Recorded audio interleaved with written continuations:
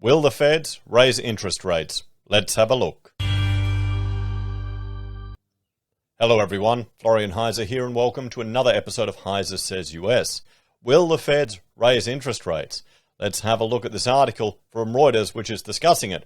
Because, well, if we start now, we start and have a look at, well, the Fed's rates, we can see we're sitting at 0.25%.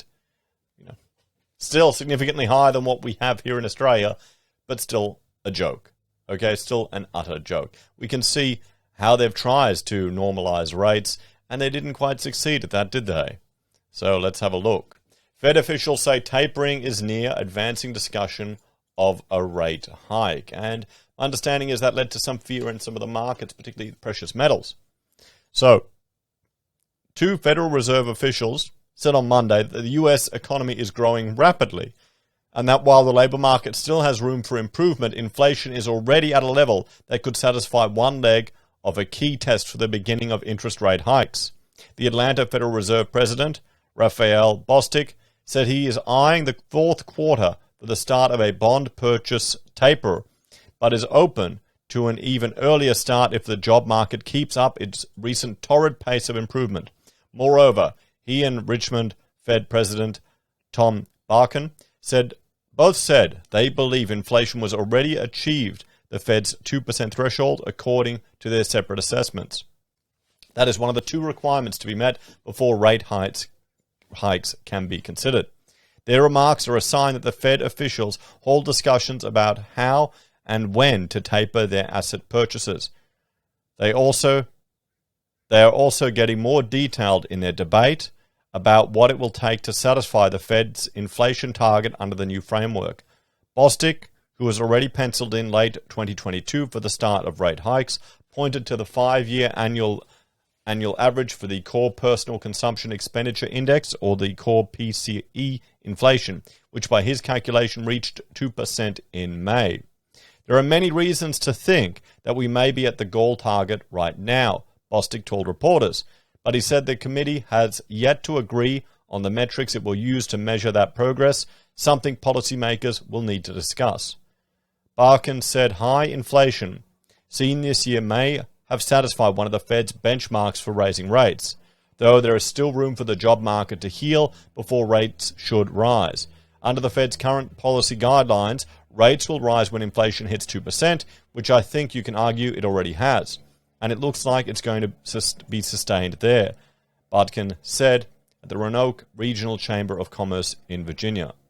Their remarks echoed comments made by St. Louis Fed President James Bullard last month, who said that the current pace of inflation at 3.5% annually by the Fed's preferred measure is well above the central bank's 2% target, and adequate in his view to make up for past weak inflation as required by the central bank's new framework. Under a new framework unveiled last year, Fed officials agreed to leave rates at near zero levels until the labour market reached maximum employment and inflation averages 2%, on track to modestly exceed 2% for some time. Policymakers said in December they would continue purchasing government bonds at the current pace of $120 billion a month until there is substantial further progress toward the central bank's goal for inflation and maximum employment.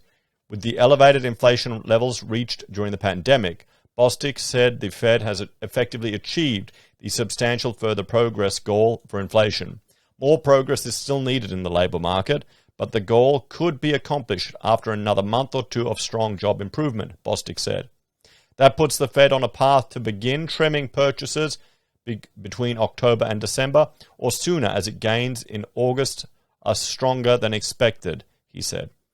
Bostic Fed President Eric Rosinger said on Monday during an interview with the Associated Press that the substantial further progress goal had been met for inflation, but that more improvement was needed in the labour market.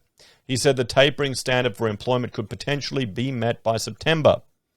I would expect if we continue to have jobs reports like we've had over the last two, with very substantial payroll employment gains, that by the September meeting we would, in my view, meet the substantial further progress criteria, and that would imply starting to taper something this fall, he said. Barkin did not specify a timeline for when the Fed may start to reduce its asset purchases, but said he is watching the employment-to-population ratio to evaluate whether the labour market has made enough progress towards the Fed's goals.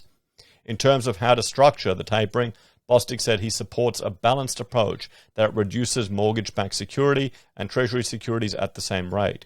He also said he would be in favour of tapering asset purchases over a shorter period than what the Fed had previously done. I'm in favour of going relatively fast, he said. So there we have it, everyone.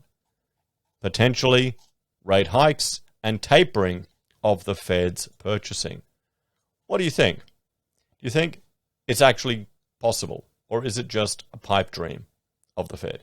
Do you think we'll actually see rates increase, and how will that affect other currencies and, well, the stock market in general and just the entire economy?